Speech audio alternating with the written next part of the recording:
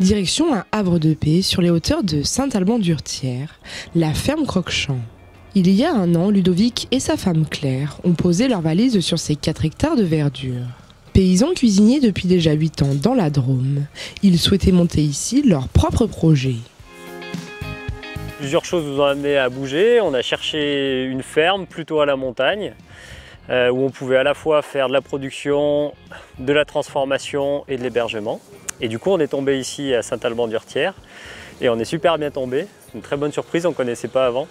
Mais du coup, l'accueil sur le territoire a vraiment été facile et chaleureux. Les gens sont vraiment contents qu'il y ait une petite épicerie, du circuit court qui se développe ici et l'épicerie qui fait aussi un petit peu lieu de rencontre, lieu de sociabilité. Un concept original où Ludovic et Claire cultivent, cuisinent et vendent leurs produits sur place. En plein travaux, ils aménagent également une partie de la ferme afin de créer un gîte.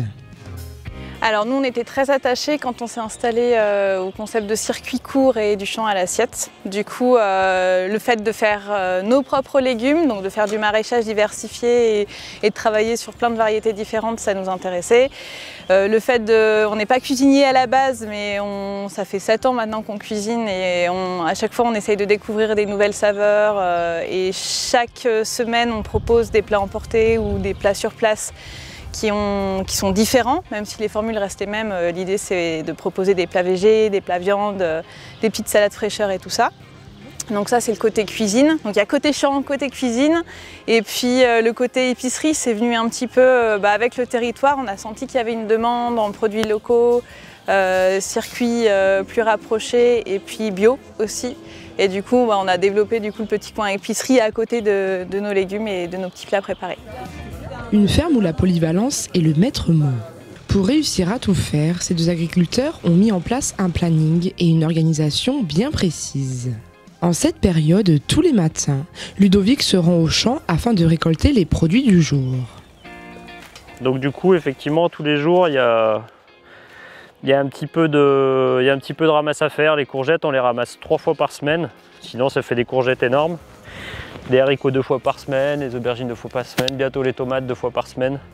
Donc effectivement, à cette période de l'année, on ramasse quasiment tous les jours quelque chose. Sur l'ensemble des 4 hectares de champs et de forêts, environ 7000 m² sont cultivés. Pour diversifier leur culture, ils ont installé 3 serres indispensables dans nos régions. Par ici, ça serait compliqué d'avoir du concombre, du melon, si on ne le faisait pas sous serre. Et surtout, on les aurait tellement tard en saison que ça n'aurait plus vraiment d'intérêt, quoi. Et après, l'autre intérêt plus général des serres, c'est qu'en fait, c'est un climat qui est maîtrisé. Ludovic, équipé de son sac de récolte, part ramasser les légumes du jour et découvre parfois quelques surprises. Je crois qu'on a oublié une courgette. Celle-ci, on a dû oublier dans la ramasse de lundi et de mercredi, c'est pour ça qu'elle est énorme. Cultivant sous le label bio, ces agriculteurs doivent utiliser des méthodes douces pour cultiver et protéger leurs légumes. Donc ça veut dire qu'on respecte les principes du bio. Celui qui est le plus connu, c'est effectivement qu'on n'a pas de produits chimiques de synthèse pour tout ce qui est gestion des maladies, gestion des ravageurs, gestion des mauvaises herbes. On est dans une démarche où on essaye de faire attention à la vie du sol. Un sol qu'on va laisser, sous une forêt par exemple, grâce aux vers de terre, à tous les champignons du sol, il va s'aérer naturellement. Et ben nous, on va essayer de faire ça en travaillant le sol le moins possible, de faire en sorte que les vers de terre, les petits champignons, les petites bactéries, elles fassent leur boulot d'aération du sol. Voilà, donc on essaye de travailler dans ce sens-là au maximum.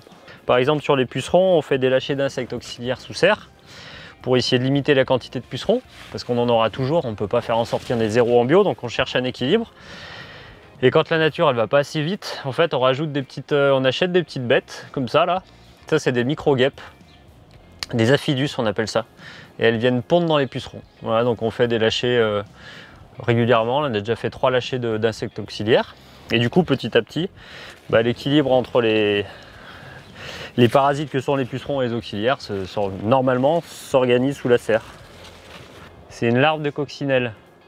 C'est un bébé coccinelle en fait. Et ça mange beaucoup de pucerons. Alors cette année, naturellement, il y en avait beaucoup, mais on en a aussi un petit peu lâché. Et ce qu'on fait pour les protéger, tout simplement, on met une barrière physique. C'est un filet anti-insectes, c'est un peu comme une moustiquaire.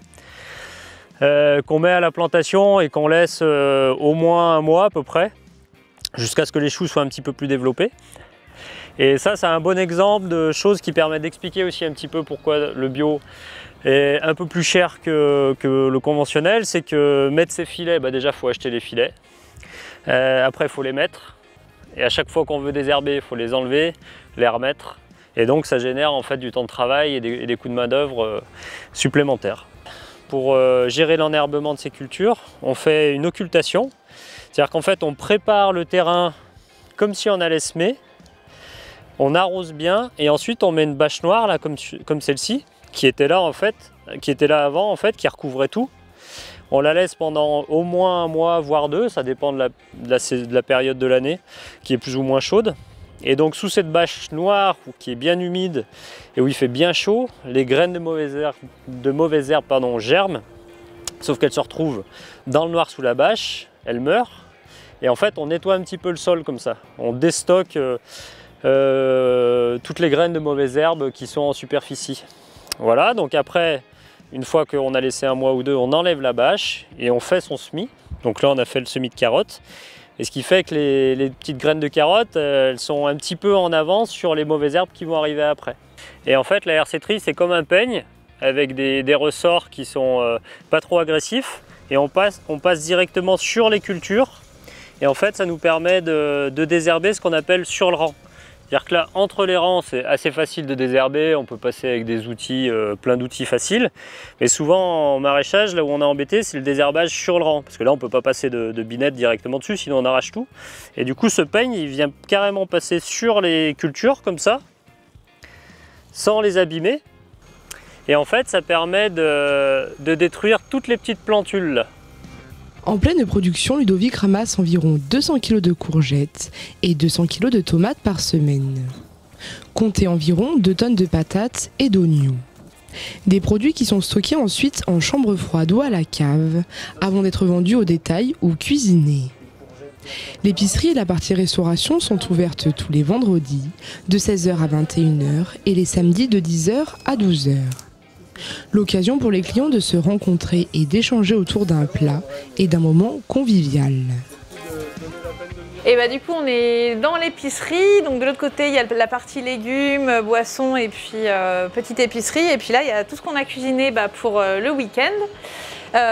Donc par exemple j'ai fait un tagine de poulet aux légumes de saison et aux abricots, un clafoutis de courgettes croustillant aux noisettes, voilà, avec plein de petits légumes et plein de saveurs. On aime bien un peu varier les épices, jouer avec les herbes, etc., voir les fleurs sauvages. Voilà. Puis il y a les concepts de cagettes tapas pour les apéros, les cagettes repas, les petits plats enfants et tout ça. On leur donne tout ce qu'il faut pour manger, ils se mettent en terrasse. L'idée c'est que les gens se fassent plaisir, mais avec du bio et du local, mais pas trop cher. Et puis nous on est maraîchers, on n'est pas serveurs, donc moi je suis assez maladroite. Voilà. Donc l'idée c'est que les gens ils se servent et ils s'installent où ils ont envie aussi. Des clients ravis de pouvoir compter sur ce commerce local. On habite à 3 km, donc c'est génial. Puisque moi, ce que j'apprécie, c'est qu'en fait, quand ils ont certains produits qu'ils n'ont pas, ils les prennent au plus près. Donc c'est vrai qu'on a du coup toute une variété quand même de produits, de légumes disponibles, quoi. Donc c'est sympa. Et puis on peut prendre son petit repas du vendredi soir aussi. Des recettes de cuisine qu'on ne ferait pas forcément. Et c'est bon. Et puis c'est très bon. Voilà, donc c'est vrai que le vendredi soir, on prend souvent un plat à emporter. Ouais. Un projet innovant et respectueux de l'environnement qui plaît aux habitants du territoire.